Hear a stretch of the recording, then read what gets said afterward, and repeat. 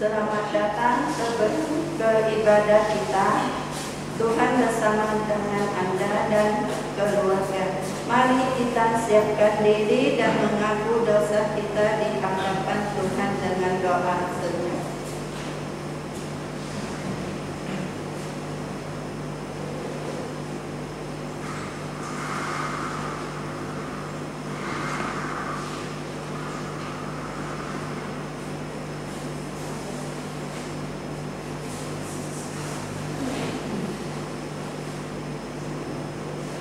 Tuhan berada di Yesus.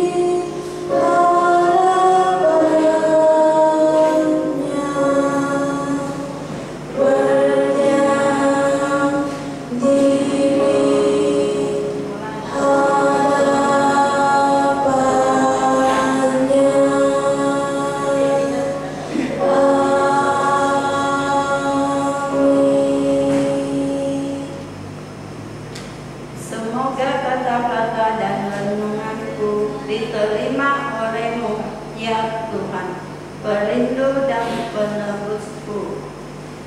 Sekarang mari kita menjemput kumpulan puji-pujian untuk membawa kita dalam ibadah.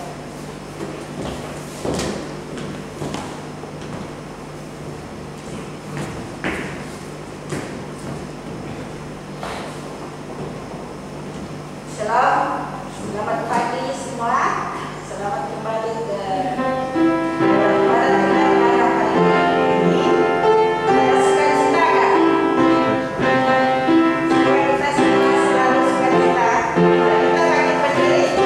kita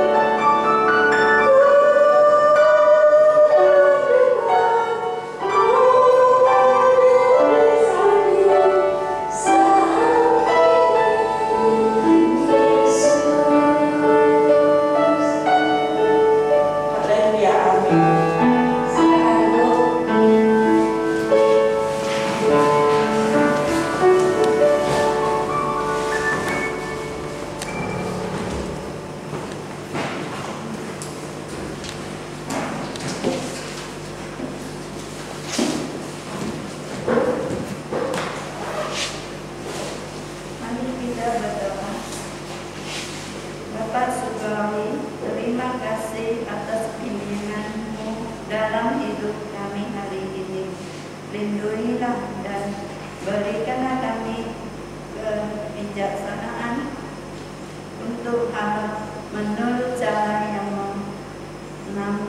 menyenangkan-Mu serta menyatukan bahwa Engkau ialah Tuhan yang pengasih. Tolonglah kami hidup bersama saudara-saudari kami dalam Kristus. Bantulah kami untuk melihat dan menyokong seseorang yang memerlukan gerakan. Tuhan, hari ini Pastor Boy berkhotbah firman Tuhan dengan lancar. Tuhan, kasih hati yang tenang mendengar firman Tuhan. Dalam nama Tuhan Yesus kami berdoa. Amin. Silakan berdiri, umat Kristus.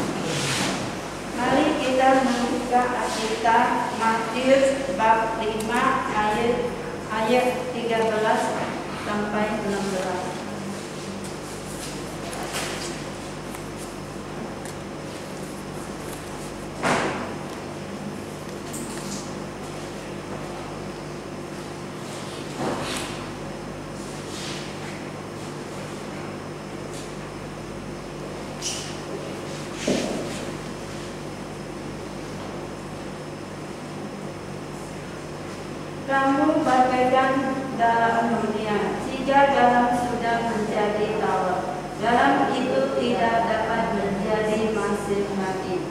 Garam seperti itu tidak berguna lagi, selain dibuang dan dibijak-bijak orang. Kamu bagaikan cahaya bagi dunia. Kota yang terletak di atas bukit tidak dapat disembunyikan. Tidak seorang pun memasang pelita lalu menaruhnya di bawah paku, tetapi dia akan meletakkannya di atas kaki pelita, supaya memberikan cahaya kepada setiap orang di dalam rumah.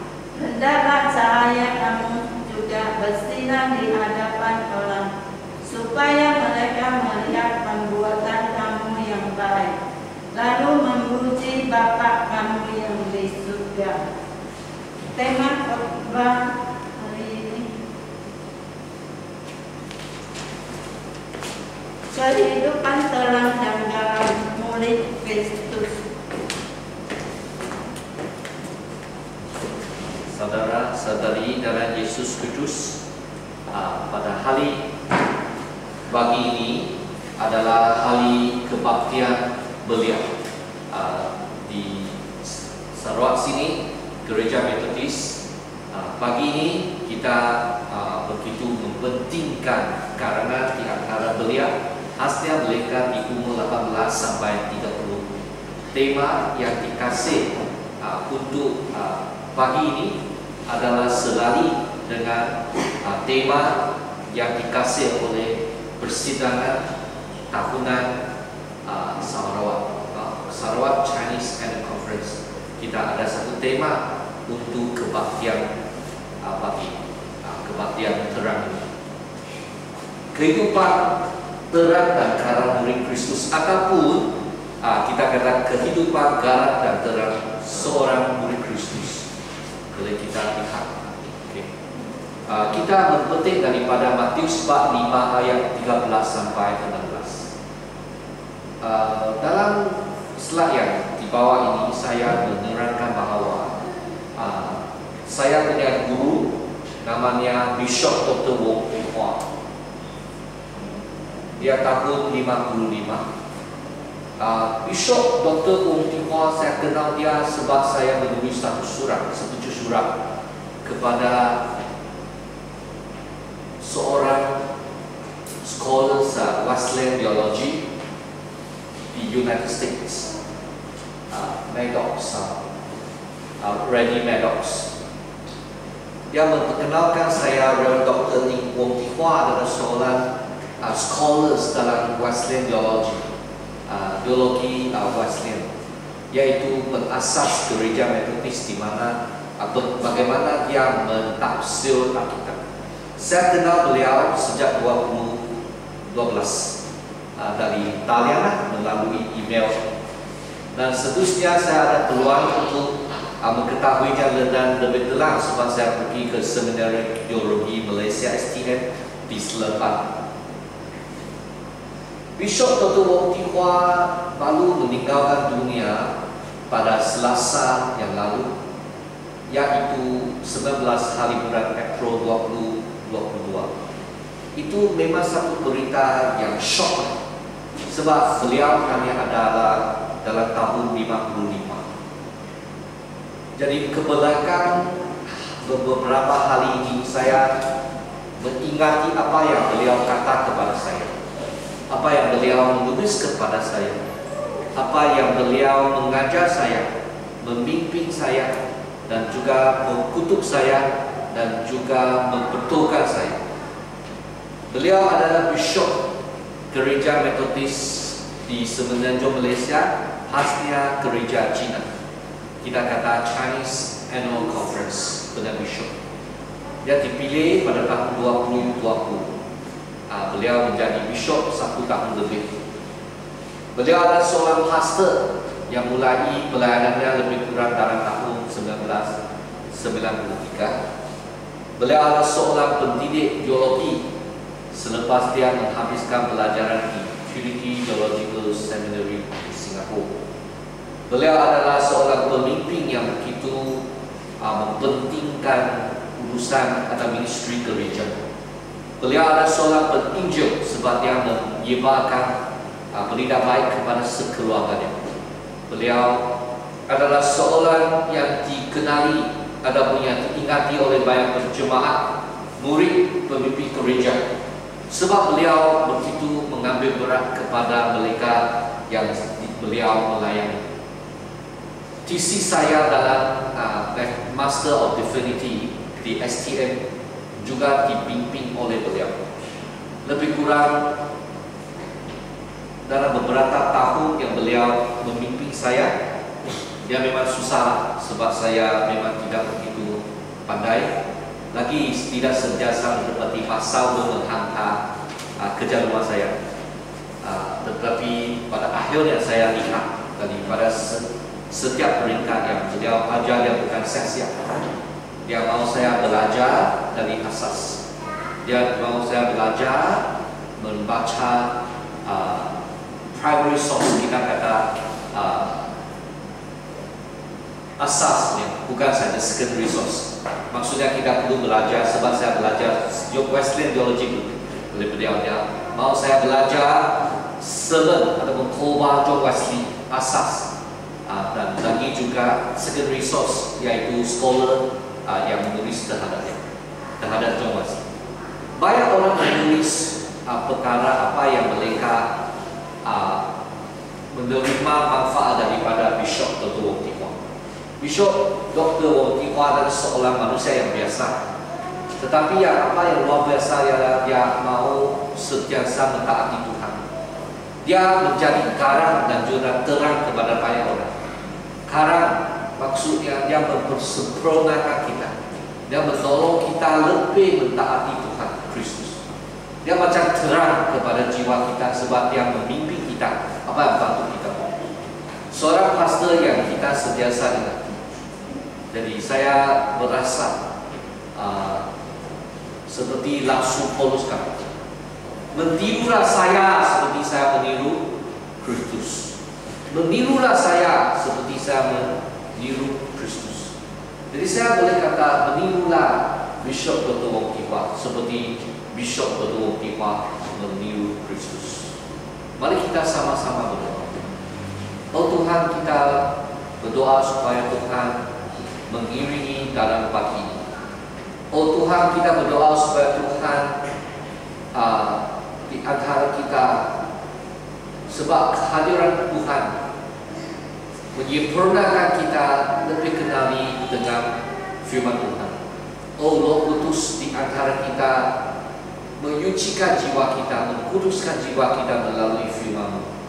Oh Tuhan, kita menyerahkan anak-Mu dan juga kesemua jemaat-Mu di tangan-Mu, supaya kita boleh mendengar apa yang sebenarnya Tuhan ingin bercakap kepada kita melalui firman-Mu dan melalui anak-Mu. Dan nama Kristus Yesus kita berdoa. Amin. Seterusnya kita melihat 4 ayat suci yang tadi saudari Ahmad yang baca itu sebenarnya memberitahu kita 2 perkara yang begitu kekal, yaitu Yesus Kristus dalam khotbah ulung itu, ada bukti itu memberitahukan akan apa yang memberitahu kepada kita siapakah sebenarnya kita. Kita kata saya murid, saya anak, saya bapa, saya pastor. Kita mungkin ada beberapa position, ada kedudukan, ada yang berlainan. Di dalam rumah kita ada bapa, kita adalah mama.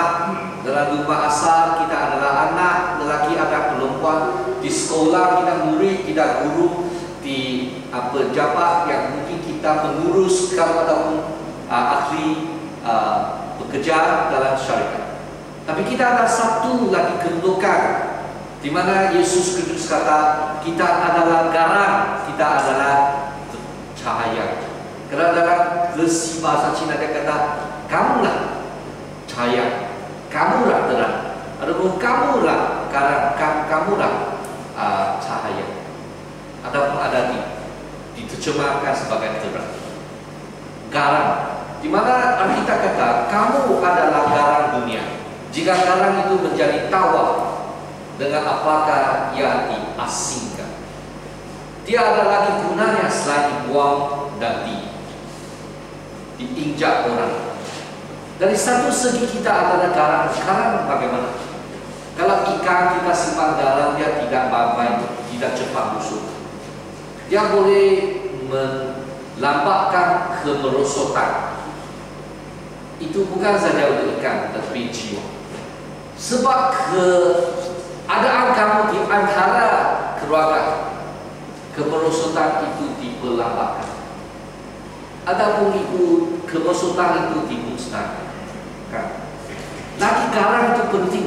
Bagaimana? Apabila kita masak, kalau kita ada garam baik, makanan secara bagus. Sebab dia macam ada enakan, betul? Kalau tidak ada garam, wah macam tidak enak punya. Saudara-saudara ini bagailah. Kalau versi berita baik sini kata kamu bagaikan garam dunia. Tapi apa yang penting ialah memainkan fungsi. Kalau kita tidak ada fungsi, tidak lagi masih, maksudnya macam kita Kristen, kita tidak berasa kamu Kristen, maka macam garam seperti yang tidak digunakan, selain dibuang dan dipijak orang. Saudara-saudari, di sini kita diberitahu kita seperti garam seterusnya, dan juga kita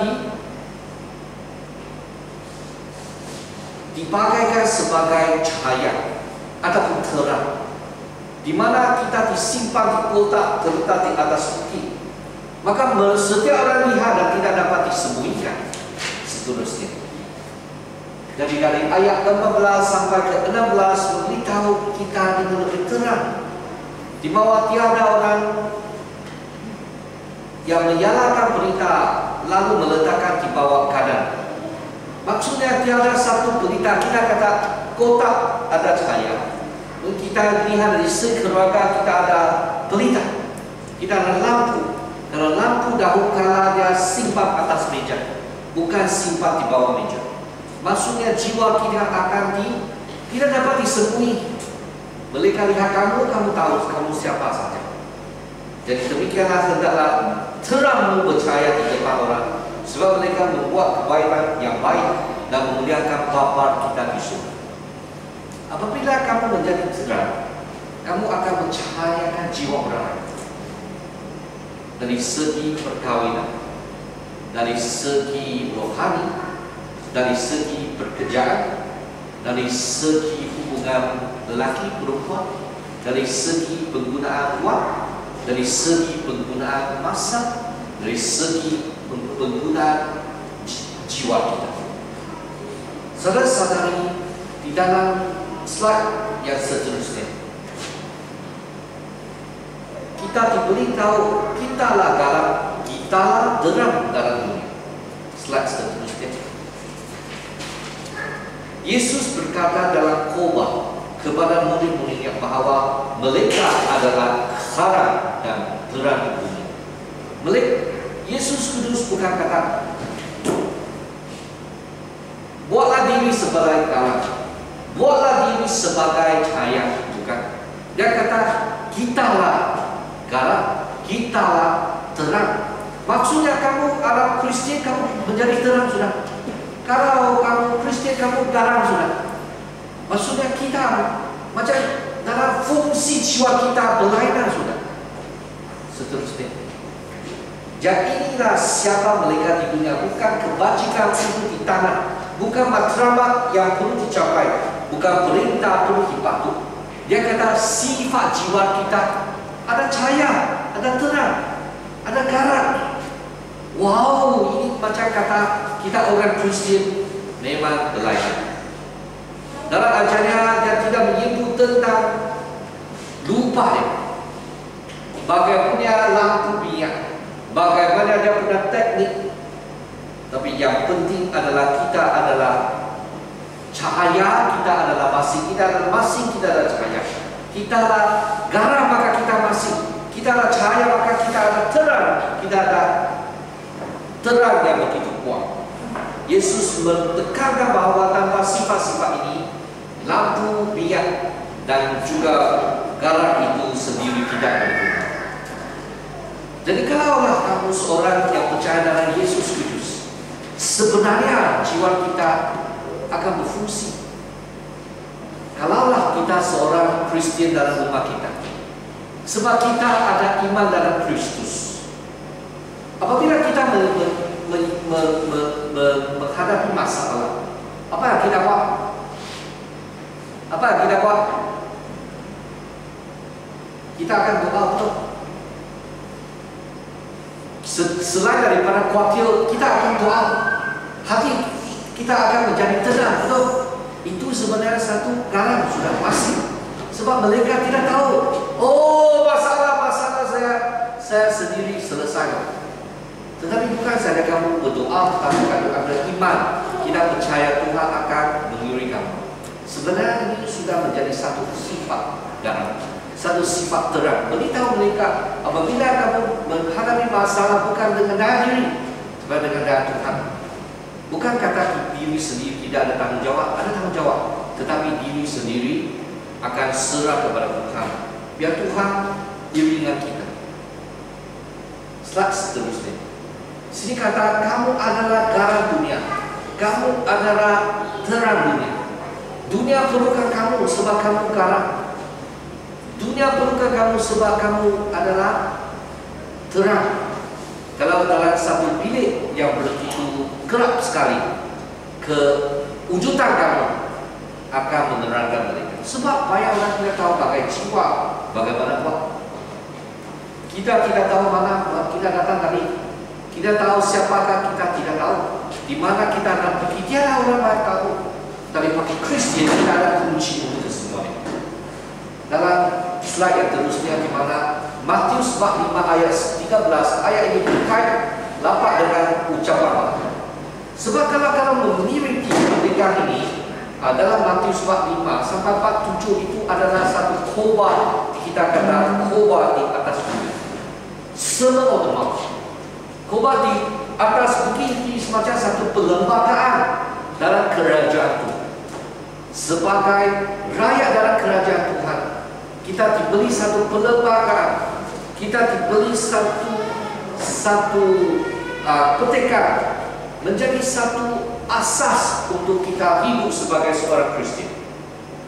Pada awalnya Yesus Kristus kata kebahagiaan yang sejati, di mana mempentingkan rendah hati, mempentingkan seorang yang lemah dari segi Tuhan. Sebab apabila kita ada semua ini, kita boleh menjadi garam dan juga menjadi terang. Beri satu contoh. Di dalam dunia ini, ke semua orang kata, apa yang lebih penting? Apa yang lebih penting adalah untuk menjadi seorang yang kuat. Yang kuat itu maksud, kalau kita menjadi satu insurance agent, kita mesti macam berdaya lah, biar mereka kita kuat, ada iman terhadap kita. Tetapi dalam Yesus Kristus, bukan ini tidak betul, ini betul juga mungkin dari satu segi perniagaan. Tapi Yesus Kristus lebih penting apa? Satu perangai yang merasa diri adalah tidak guna, segala tiada Tuhan. Kita begitu lemah. Sebab ini benar, macam guru saya meninggal dunia. Mana kita tahu dia meninggal dunia pada umur 55? Sebab dia jantung, sakit jantung. Tidak tahu ada sakit jantung. Tidak tahu, dia sehat kuat. Memang dia ada, dia benar ada sakit, memang semua orang ada. Tapi dia tahu ada sakit. Kalau bukan Tuhan izin, dia seorang boleh hidup. Dan kita tidak tahu mengapa guru saya meninggal dunia. Dia ada orang tahu, hanya Tuhan tahu. Dan Tuhan yang bertanggung jawab ke semua. Saudara-saudari, sebenarnya kita tiap-tiap orang perlu rendah hati, betul? Sebab jiwa yang kamu ada, kalau Tuhan kasih, tiada boleh orang boleh buat apa. Mana boleh kita bangga menjadi seorang yang sombong. Apabila rendah hati ini dikatakan, itu adalah, kalau bahasa Inggris kata poor in spirit, miskin di dalam rohani. Satu perangai berasa diri tiada ada apa-apa. Sekarang Tuhan tidak kasih. Bagi mereka yang berendah hatilah, Tuhan kata, Yesus kata, kerajaan adalah kemuliaan. Begitu bahagia. Bahagia maksudnya satu tahap gembira yang lebih gembira daripada gembira yang biasa. Apa maksud bahagia dalam kita? Dalam Matius, gembira. Gembira ini lebih banyak gembira daripada gembira yang umum. Gembira dalam Kristus.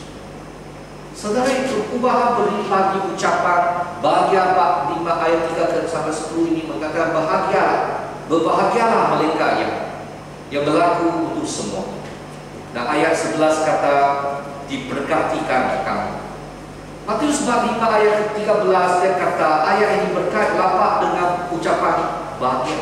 Kerana bagi mereka yang merasa diri sendiri yang begitu lemah, yang begitu perlu Tuhan, mereka akan mempunyai kerajaan Tuhan. Mereka ada keadaan Tuhan bersama mereka. Mereka boleh menjadi garam, boleh menjadi terang kepada dunia ini. Tuhan bercakap, Tuhan Yesus bercakap kepada murid-murid. Dan ayat 13 seterusnya dengan kamu adalah garam dunia. Kalau versi berita mereka kata bahagia garam, tapi dalam versi mereka kata kamu adalah garam dunia. Saudara-saudara, ini memang berkait dengan lapang ucapan bahagia. Maka adalah begitu artinya kalau kita ada peluang kita cakap satu demi satu ucapan bahagia. Di sini slide kata apa? Slide kata dalam khotbah di Bukit Tempat, di mana John Wesley tulis mentafsirkan khotbah di atas gunung ini. Wesley menyebut dua misi penting orang Kristian, yaitu menjadi garam dan terang. Seterusnya, Wesley berkata bahawa orang Kristian harus memenuhi misi ini. Tetapi yang lebih penting, mereka mesti terlebih dahulu mempunyai pembaharuan keputusan Tuhan dan memperoleh supaya kita memperolehi imej Tuhan. Imej Tuhan kita boleh dibahagikan kepada 3 bagian. Imej semula jadi ataupun natural image, yaitu kita boleh berfikir, kita boleh membuat keputusan, kita boleh mempunyai pengetahuan. Ini kesemuanya adalah image yang semula jadi. Tetapi kita dimusnahkan ataupun image Tuhan itu dirosakkan sebab dosa.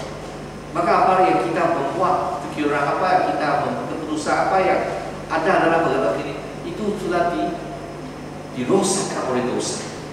Maka dengan Kristus Yesus yang mati ke atas salib dan bangkit daripada mati itu menghiaskan imej kita, memperbaharui imej kita. Bukan saja dari segi imej semula jadi, juga ada imej moral. Imej moral ini sebab dosa, kita lihat manusia memang banyak dosa. Tapi dengan karunia Tuhan kita boleh diperbaharui imej moral. Dan lagi satu, imej politik. Imej politik itu ialah imej pengurusan, di mana kita tahu menguruskan diri sendiri, menguruskan keluarga. Ini kesemuanya imej perlu diperbaharui dalam Kristus Yesus. Slide yang seterusnya mengatakan seseorang yang diperbaharui yang imej oleh Tuhan ialah orang yang matanya ada mata daripada yang disinar oleh Tuhan. Maksudnya seorang Kristian sebenarnya dalam buku Matius kata kita punya mata adalah boleh lihat dalam dunia ini. Kalau mata yang kita ada ini diperbaharui, disinar oleh Tuhan, maka jiwa kita tidak sama. Slide yang seterusnya, kita akan lihat sesuatu dengan perspektif yang lain. Karena kita lihat seorang yang begitu jahat, kita tidak akan mau gaduh dengan dia. Kita akan berdoa untuk dia. Kalau kita ada mata Tuhan, maksudnya apabila kita macam dikhianati oleh orang lain, kita tahu ada kasih dari Tuhan bagaimana bertindak balik. Kalau kita ada kesusahan, tapi dengan mata Tuhan itu kita tahu bagaimana menyesuaikan diri sendiri. Kita hidup diperbaharui, kita dihiaskan dengan bahagia ucapan oleh Kristus. Memang kita akan menjadi seorang yang boleh mempejakan apa yang rohani, apa yang takwa, apa yang tidak. Slide yang seterusnya, Wesley berkata bahawa ketakwaan dalam hati adalah penting dan sama penting untuk menunjukkan iman Kristian melalui tindakan harian. Di sini kita ketahui, bukanlah kita saja garam, tapi kita juga terang. Garam terang ini kita boleh disembunyikan. Kita kalau kata kita takwa, kita kasih akan Tuhan, Tuhan akan membantu kita melakukan sesuatu demi kemuliaan Tuhan. Walaupun mereka ada lihat begitu bijak, ini adalah muslihat syaitan untuk menipu orang yang beriman. Wesley mencanangkan bahawa niat asal Kristus untuk mentumbuhkan iman Kristian adalah bahawa dia tidak boleh mengasingkan diri yang bertentangan dengan niat asal Tuhan untuk mentumbuhkan Kristian. Maksud di sini seperti slide yang seterusnya, yaitu apabila kita ada iman dalam Kristian, apabila kita ada pengaruh dalam masyarakat kita, dalam komunitas kita, sebab iman kita berkaitan dengan masyarakat. Jika hanya iman dalaman dan bukan luaran, kita akan hancur agama ataupun iman Kristian. Wesley berkata bahawa tanpa persekutuan dengan orang yang bukan agama Kristian sama sekali. Seterusnya, Wesley berkata bahawa dia tidak menolak untuk bersendirian atau mempunyai masa yang bersendiri dengan Tuhan, tetapi dia memberi bapa, tetapi adalah penting untuk kita bersama dengan kawan kita. Saudara-saudari, kita adalah garam. Kita adalah garam dunia. Garam itu digunakan terutamanya untuk mengawet dan mengurangkan keenakan makanan. Begitu juga kemuritan adalah untuk membentuk kemerosotan akhlak dan mempromosikan kualiti baik masyarakat dan kehidupan manusia seterusnya. Sebagai seorang Kristian, sebagai murid Kristus, kita lihat banyak kemerosotan. Baru-baru ini saya baru menerima satu Facebook. Facebook pun boleh menjadi satu alat untuk memerosotkan tingkah laku kita. Saya kasih istri saya lihat. Ada itu macam ada satu tarikan untuk kita membuat sesuatu yang salah. Social media. Banyak Facebook dia kata kalau kamu sedang mengadakan hubungan macam istri suami, menjadikan kawan saya. Buat sesuatu seperti pasang, seperti suami istri. Sebenarnya kita tidak ketahui ini. Jiwa kita akan dimerosotkan. Tetapi kita sebagai Kristian, kita tidak hanya tidak dimerosotkan, tetapi kita boleh mengelakkan kemerosotan dunia ini. Sebab kita ada Kristus dalam jiwa kita. Jiwa kita boleh diperbaharui oleh Yesus Kristus.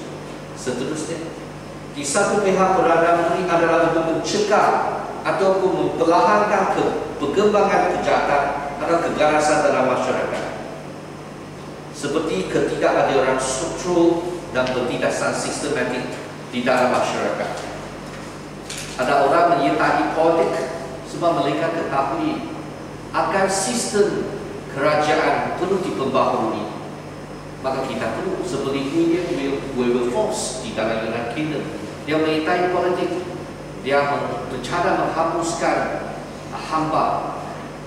Sebab dahulu hamba ini memang susah, boleh dijual, tetapi dia mempengaruhi dengan urusan di Dewan Parlimen United Kingdom. Sebagai peranan murid, sebagai kadang-kadang untuk memperbaikikan sifat-sifat yang baik dalam masyarakat, supaya orang yang baik mempunyai ruang untuk beriman dan perkara yang baik boleh ada peluang diberlakukan. Jadi kita lihat sentiasa ada perkara baik sebab Kristian ini macam garam. Kristian adalah garam. Dia membantu sebab mereka lah anak Tuhan Bapa Allah. Wesley mengajar bahawa orang Kristian adalah garam dunia. Jika garam kehilangan rasa dan kesucian asalnya dan hati suka, tidak kira betapa bersungguh-sungguhnya Anda beramal, dia tidak akan cukup. Jadi jiwa kita lihat, adakah kita sendiri garam dunia? Seterusnya kita lihat kehidupan terang. Tiada kegelapan dalam terang, betul? Karena terang memang tidak ada gelap. Yesus mengejar murid-muridnya, demikianlah hendak terang bercahaya di tempat orang, supaya mereka membuat kebaikanmu yang baik dan memuliakan Bapamu di surga. Ada orang kata kalau kita buat kebaikan baik tidak boleh diketahui orang lain. Terutama baik itu dipihak oleh Yesus Kristus kata seterusnya beritahu. Tetapi tidak pernah memberi perhatian kepada orang yang melakukan. Maksudnya di sini perbuatan itu harus dilihat, tetapi bukanlah kita buat baik untuk mereka hargai kita diri sendiri. Kita apa ya kita buat adalah untuk kemuliaan Tuhan, adalah untuk memberitahu orang ramai mengenal Tuhan sudah membaharui kehidupan murid-murid Kristus dan mengembangkan ciri-ciri kehidupan mereka. Jadi mereka boleh perbuatan yang baik. Slide seterusnya. Wesley berkata bahawa orang Kristian telah menjadi cahaya yang tidak boleh disembunyikan kerana iman Kristian mereka. Watak dan tingkah laku Kristian adalah untuk bersinar seperti matahari di langit. Dan dia menggalakkan kita untuk menghidupkan cinta dan harapan ramai. Kerana semua kebajikan dan kasih adalah dalam cahaya. Saudara-saudari, ada orang juga tidak suka akan terang tetapi suka gelap. Tetapi dalam Yesus itu jiwa kita akan menjadi tidak sama lagi. Kalau kita sentiasa bersekutu dengan Kristus Yesus, kita perlu membuat baik untuk menyenang. Kita boleh memenangi kejahatan. Kita boleh lihat Kristian berbuat baik di beberapa tempat, menghidupkan kesaksian Kristus. Slide yang seterusnya.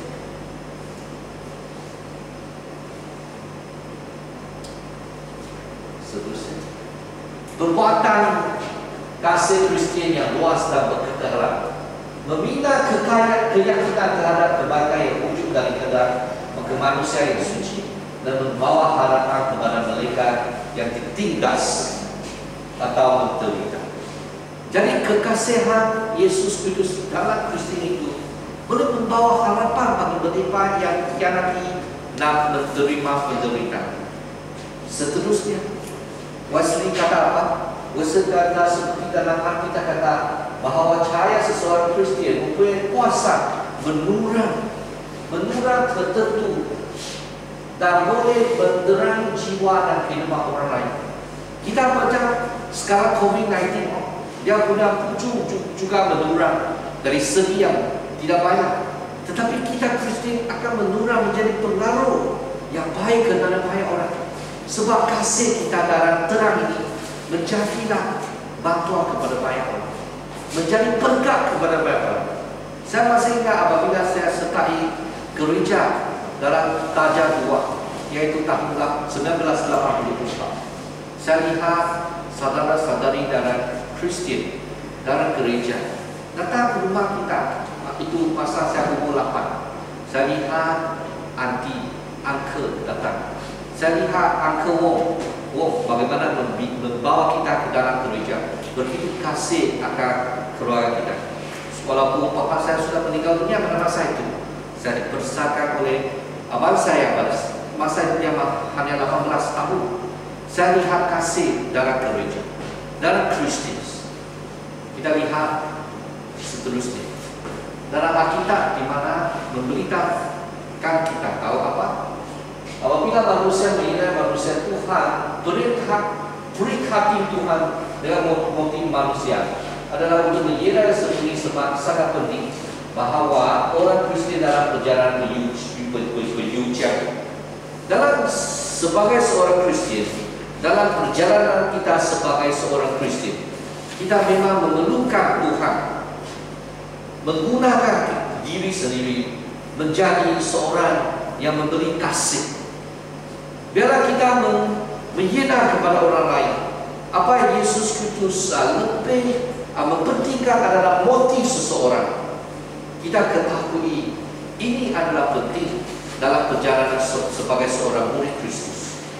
Seterusnya kita lihat seperti dalam Alkitab, John Wesley mentafsir Alkitab kata Tuhan Yesus tidak menggalakkan kita sebagai orang munafik, seperti orang Farisi. Mereka hanya mau mensombongkan diri begitu takwa akan Tuhan, begitu mesih untuk orang lain, mau cakap diri sendiri begitu besar, mau mendapat pujian. Tetapi sebenarnya kita perlu ada satu hati motif untuk Tuhan. Slide yang seterusnya memberitahu apakah yang perbuatan yang kita perlu buat. Belas kasihan, termasuk membantu orang miskin. Mereka tidak mempunyai pakaian ataupun tempat tinggal.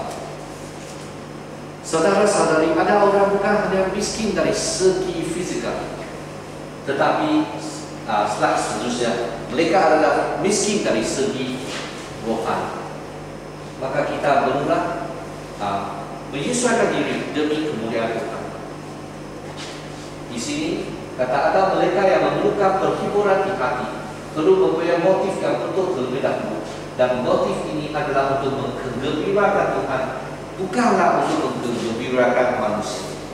Jadi apa yang kita buat adalah demi Tuhan. Seterusnya, dalam Alkitab juga berkata, kita perlulah menyinarkan cahaya kita di hadapan orang lain, menyinarkan di hadapan orang lain, supaya mereka boleh melihat kesemua ini.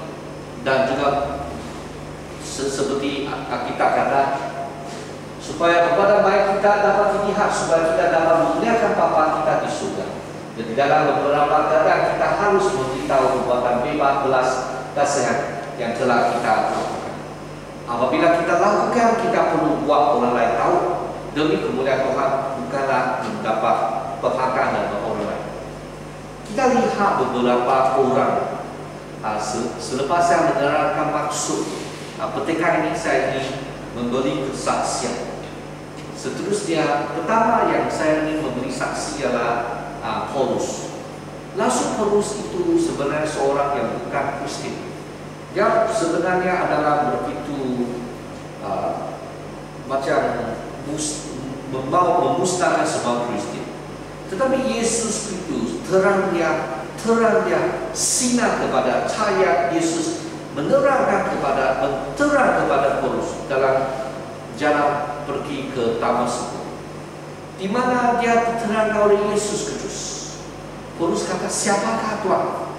Dia kata, Yesus Kristus, sayalah Tuhan yang dimana dikhianati, ditindas olehmu. Dan apa yang perlu kita buat? Saya buat. Dia kata, kamu perlu bertaubat, perlu mengubah diri daripada kerak ke terang. Jadi selepas itu dia menjadi satu Kristen dan menjadi satu rasul yang begitu kerja kuat demi Injil. Dia banyak kali dia di dalam kapal, tetapi kapal itu mau rosak. Dia banyak kali di lautan sebab Injil. Tentang jiwa yang dia korbankan, baik orang percaya kepada Kristus. Sebenarnya dia memang mempunyai satu kedudukan yang begitu tinggi dari segi kedudukan.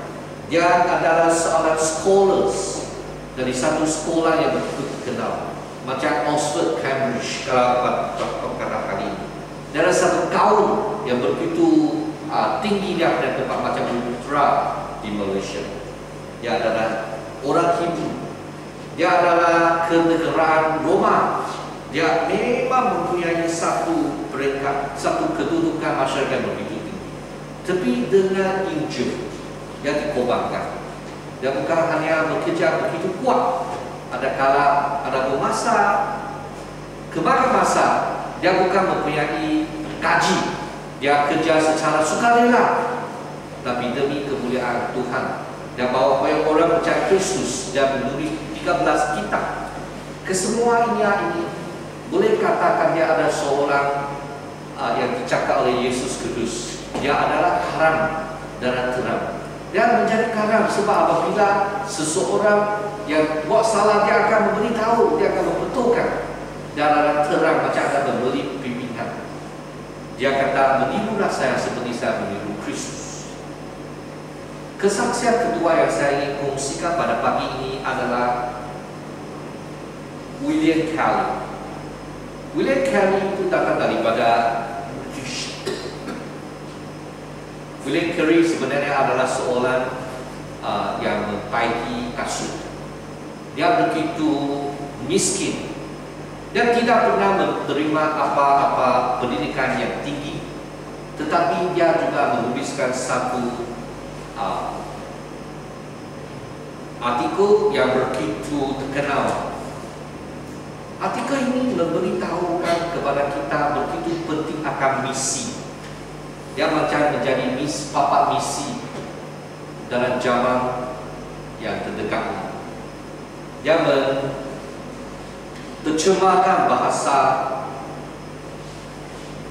Alkitab dalam bahasa India.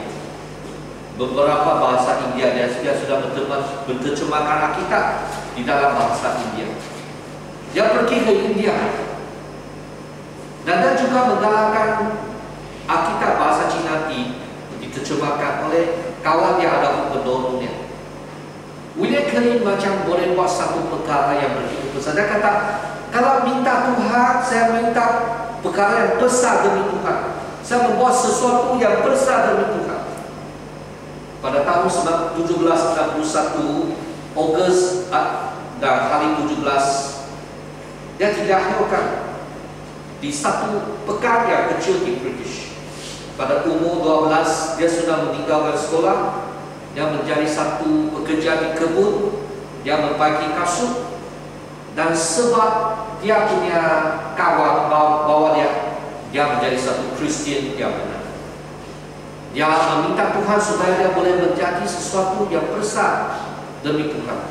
Dia memang begitu berat dia punya beban dalam Injil. Dia belajar bersungguh-sungguh walaupun dia bukan menerima pendidikan yang tinggi. Berangsur-angsur beban terhadap Injil itu menjadi besar untuk dia. Dia belajar bahasa Latin, belajar bahasa Yunani, bahasa Hebrew, bahasa Itali. Dia belajar ke semua ini sebab dia ada beban yang berat terhadap roh. Dia pernah kata satu perkataan, expect great things from God and have great things for God. Iaitu saya akan meminta Tuhan supaya saya boleh membuat sesuatu yang besar dari Tuhan.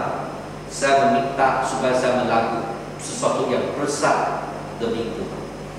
Ya, satu misi. Sebab tahu kalau mereka tidak pada pergi Injil kepada luar negeri, tetapi dia memang ada satu beban yang berat.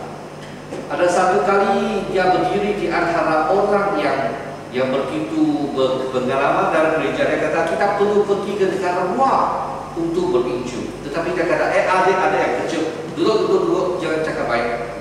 Tapi dia tidak putus asa. Dia menulis satu artikel tentang misi. Artikel ini ada 5 bahagian.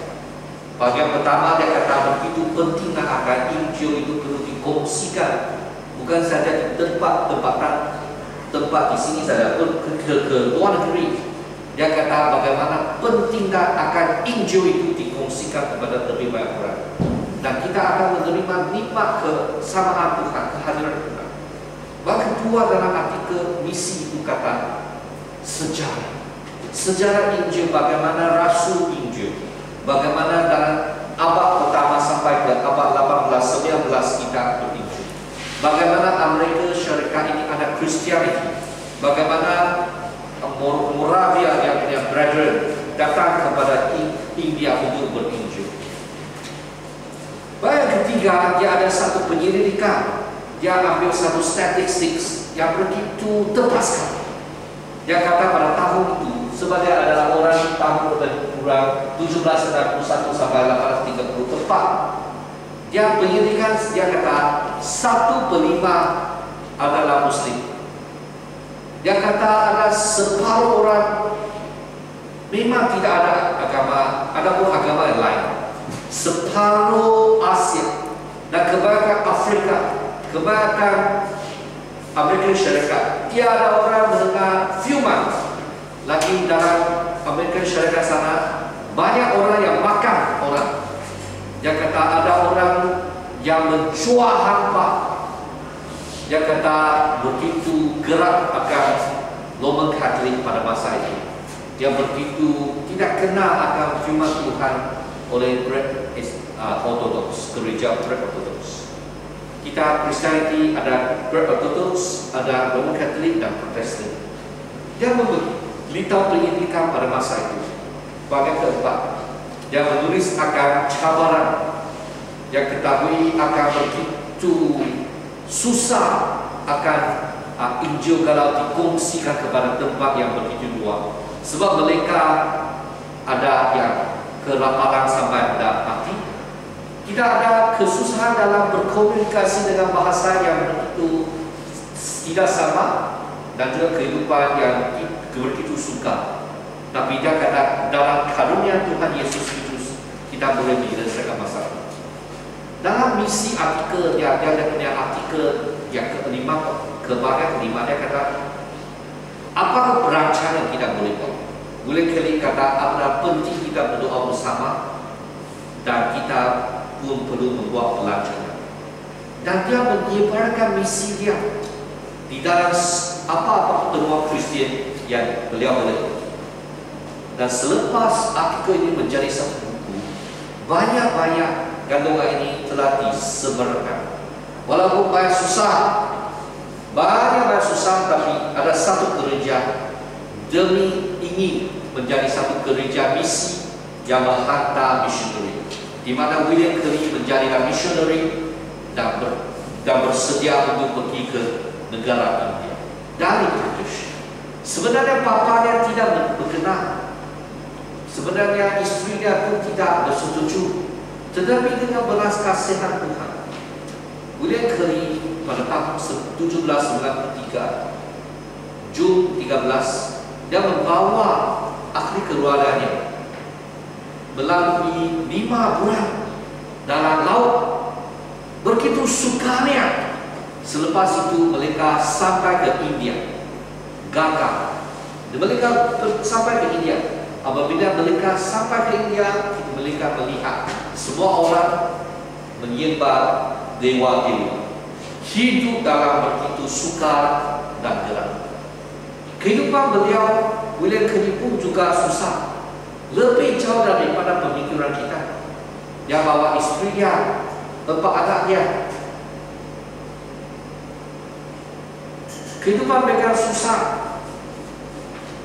Dia punya istri sakit jiwa. Mengapa sakit jiwa? Sebab kehidupan susah.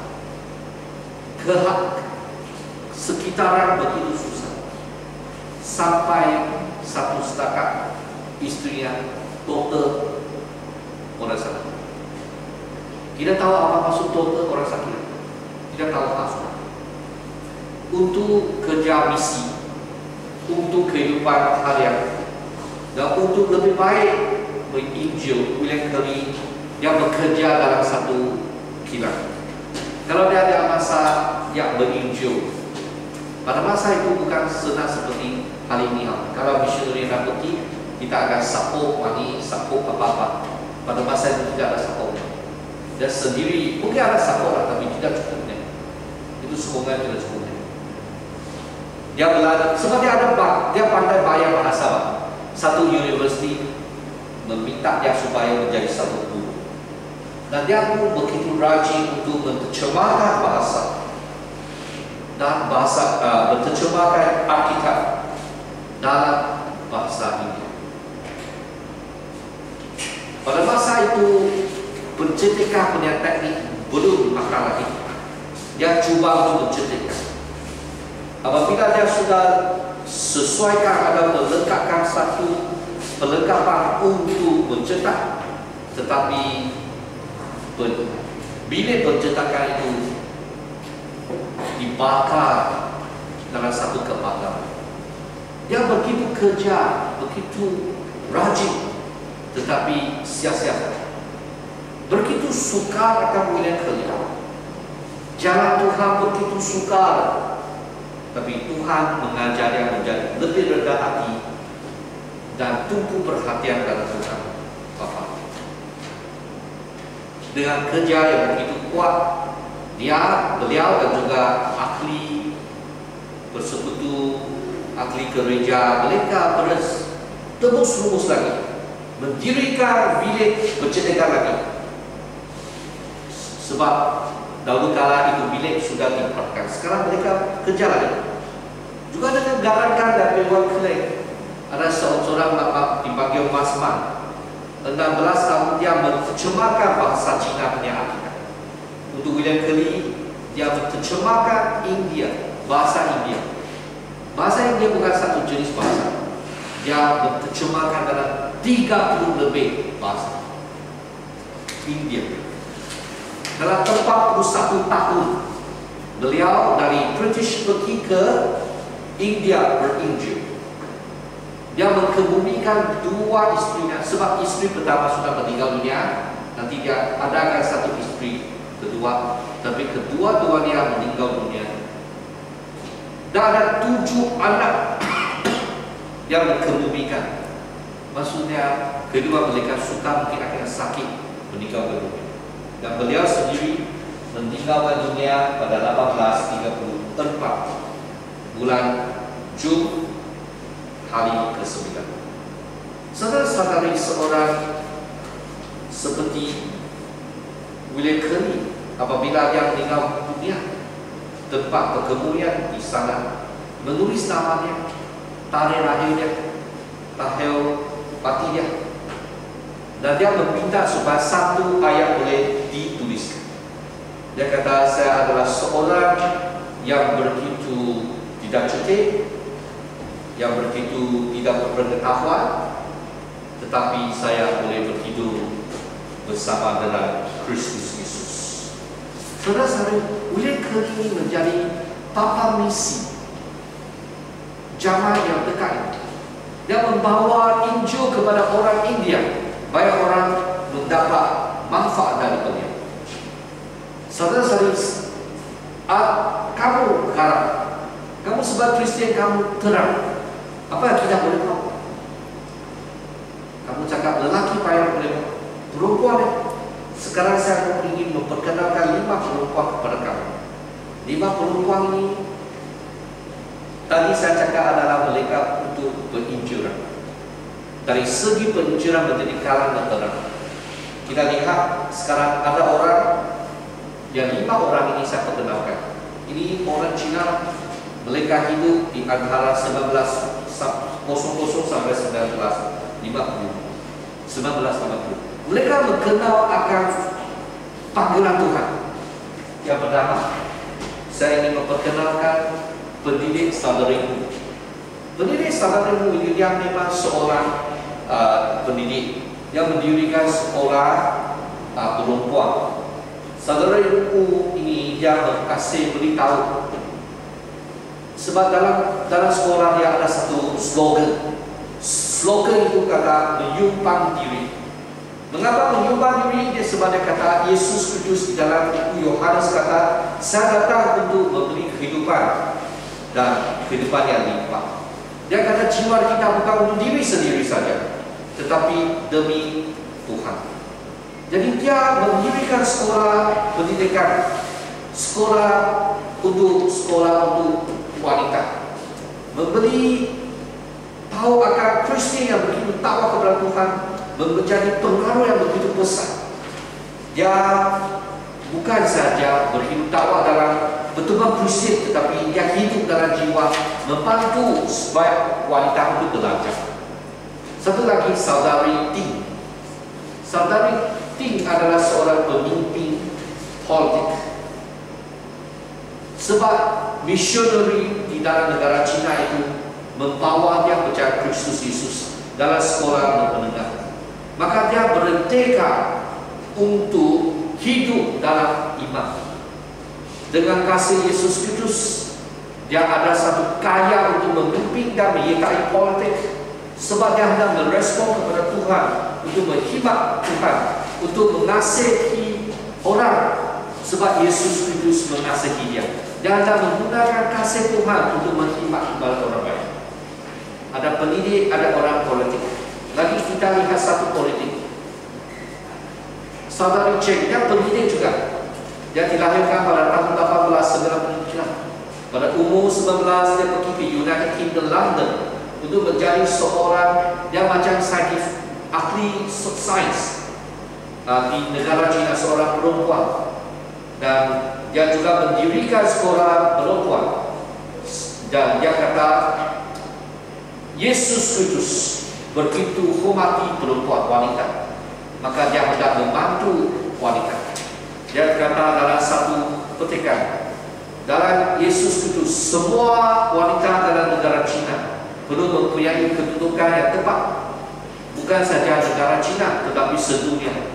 Sebab perempuan wanita pada tahun kala tidak dihormati, dia mendirikan sekolah demi mendirikan wanita lebih memperolehi pendidikan. Lagi satu, saudari Wong Ling Ming. Tahun 10 dia pergi ke sekolah gereja, belajar sekolah rendah. Selepas itu dia pun ada peluang mempelajari di Chicago. Dia mempunyai Master in Biology.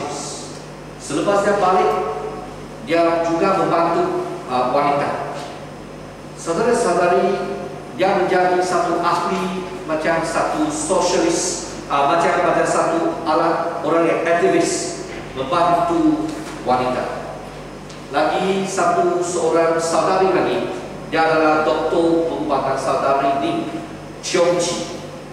Dia belajar di satu sekolah yang gereja, sekolah gereja untuk belajar pengobatan. Pada ujian untuk kemasukan ke dalam universiti itu, sebagai seorang yang sakit, dia membantu dia dan tidak dapat melaksanakan ujian. Tetapi guru dia memberi peluang untuk dia sebab lihat dia punya kasih. Pada 19 tahun 29, dia menjadi seorang doktor di dalam pengobatan. Dia adalah seorang yang pertama graduasi dalam sekolah pengobatan. Dia adalah pengobatan bersalin, bantu orang wanita untuk bersalin. Kita tahu dahulu kala bukan senang bersalin. Banyak orang yang mati di dalam masa untuk melahirkan. Dia tidak pernah berkahwin. Dia tidak pernah melahirkan anak sendiri. Tetapi lebih daripada 50,000 bayi dia membantu mereka dilahirkan. Saudari Lim kata apa?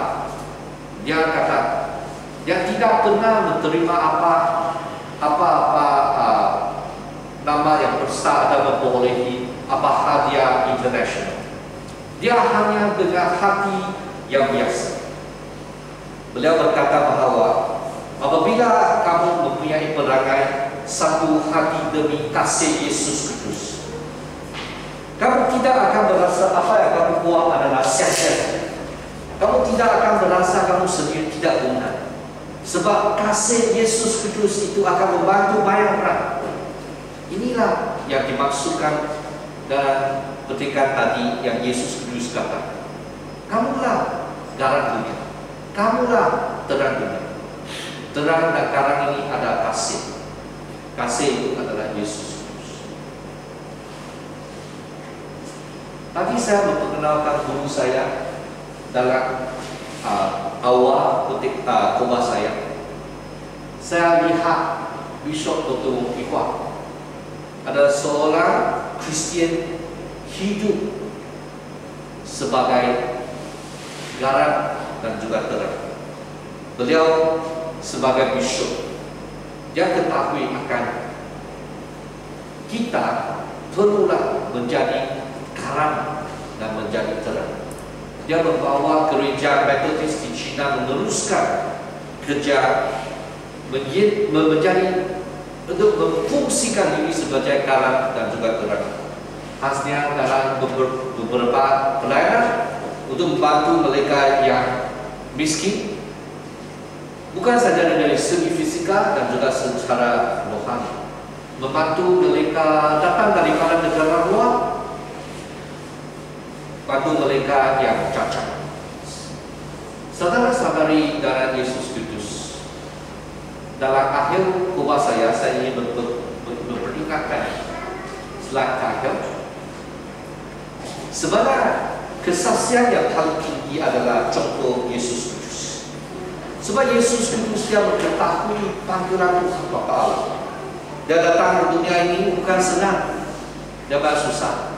Dia disalibkan tetapi dia dibangkitkan. Dia begitu rajin dan begitu kuat dalam menyelesaikan semua panggilan Tuhan.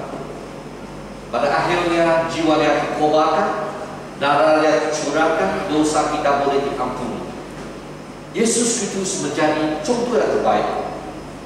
Dia menjadi terang di dunia ini, dan dia menjadi berkat yang mengenakan jiwa kita.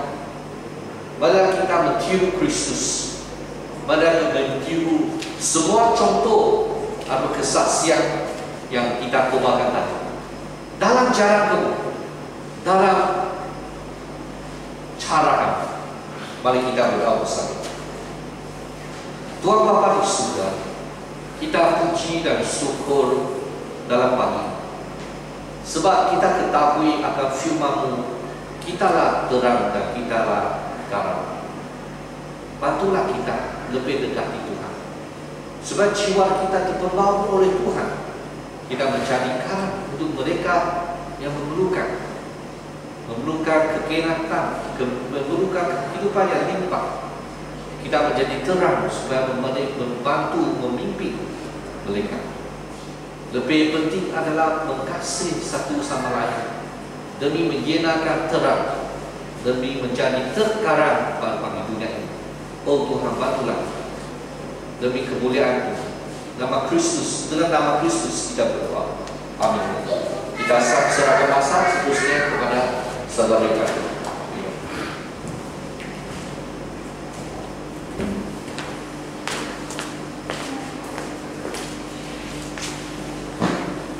Responi firman Tuhan yang baru dikongsikan, mari kita berdiri melepaskan doa iman kasih. Aku percaya kepada Allah, Bapa yang Maha Kuasa, Kami dan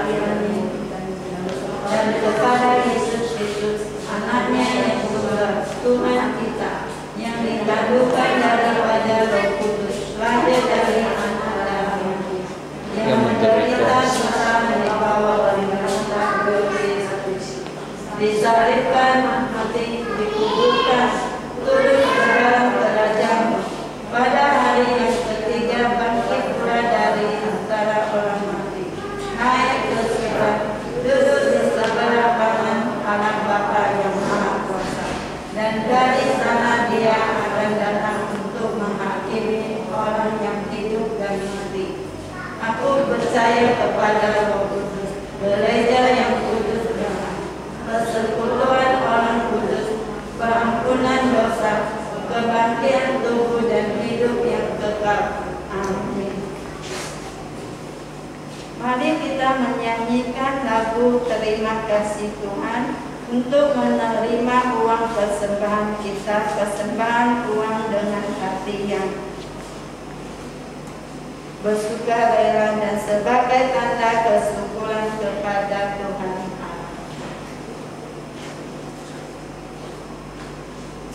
Allah.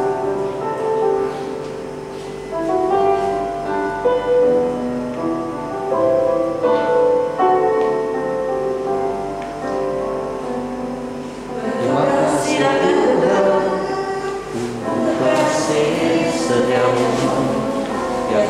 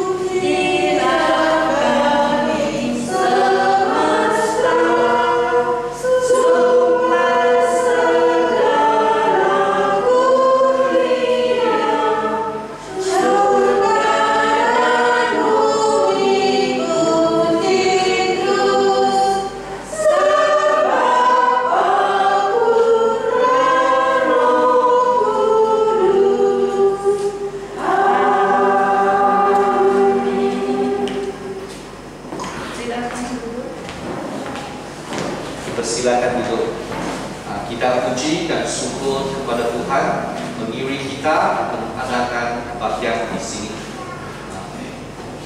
Saudari Yulia sudah balik ke Indo. Semoga kita meneruskan doa untuk dia dan juga suaminya. Di sini adalah situasi di mana kehadiran kebaktian pada minggu yang lepas. Dan pada minggu ini, hari Selasa, kita akan meneruskan lawatan jemaat. Kalau rumah kamu boleh dibuka untuk kita lawat, kamu boleh hubungi saudari Susan Katerina supaya kita boleh atur. Pada hari kelima, hari Jumaat, kita ada kelompok kecil. Kita galakkan kamu semua saudari. Pada petang ini dan setiap petang 2:30 kita ada sekolah mingguan. Dan juga kita ingin menjemput semua orang untuk menyertai kunjungan pengajaran pada 2 petang 1 hari bulan Mei. Kalau yang ada sertai cukup melihat saudari Farina, saudari Susan, ini adalah satu ministry pelayanan gereja. Seterusnya, ini petang dan juga malam ini kita ada kelas Alkitab bab 8. Saya akan mengajar minggu ini dan juga 2 minggu dalam Mei. Inilah 1 hari bulan Mei. Kita punya khotbah, saya akan khotbah. Kita punya pengacara dengan doa adalah saudari Kanci, pemimpin pujian saudari Karina Dato, pemain piano Anthony, multimedia Supling, penyambu jemaah adalah Evina dan juga saudara Abang Chiu dan juga sembohan. Seterusnya marilah kita berdiri bersama. Ini ada 2 perkara, satu perkara beritahu lagi, doa untuk Malaysia. Kita menjemput kamu sertai. Ini adalah dalam masa sama malam ini lagi. Ini doa untuk convention menggalakkan kamu sertai. Seterusnya, mari kita doa menjaga misi mengikut doa tekan. Allah yang mengasihi umat manusia, kami berdoa untuk missionary Chiang, Siu Yu, Lepika, Victoria, Damini, Nurati dan Koni yang melayani kepada komuniti M. Tolonglah memberi mereka semua kebijaksanaan dan kasih. Saya memenangi hati rakan-rakan M melalui pelayanan, pembasmian kemiskinan, penjagaan dan pendidikan, dan kemudian sampaikan berita baik kepada mereka. Kami berdoa agar rakan M akan berminat untuk berdialog dengan missionary dan dengan ini mengetahui satu-satu jalan yang benar dan hidup. Mohon Roh Kudus membuka mata rakan-rakan mentanggalkan seluruh di hatinya, lalu bertaubat dan mengakui bahawa Yesus Kristus adalah Tuhan. Semoga mereka mendapat kedamaian sejati dalam keselamatan Kristus. Dalam nama Kristus Yesus kami berdoa. Amin. Marilah kita bersama kita doa. Tuhan Bapa di surga, kita berdoa supaya Tuhan boleh memberkati semua orang di sini. Kita memperolehi kasih kebenaran dari Tuhan Bapa, dan juga kita berdoa supaya Tuhan boleh memberkati ahli keluarga kita. Semua pun boleh memperolehi keselamatan, penyelamatkan dan juga kebenaran dan kasih dan kebenaran daripada Tuhan. Dalam nama Kristus Yesus kita berdoa. Amin. Mari kita berdoa. Amin.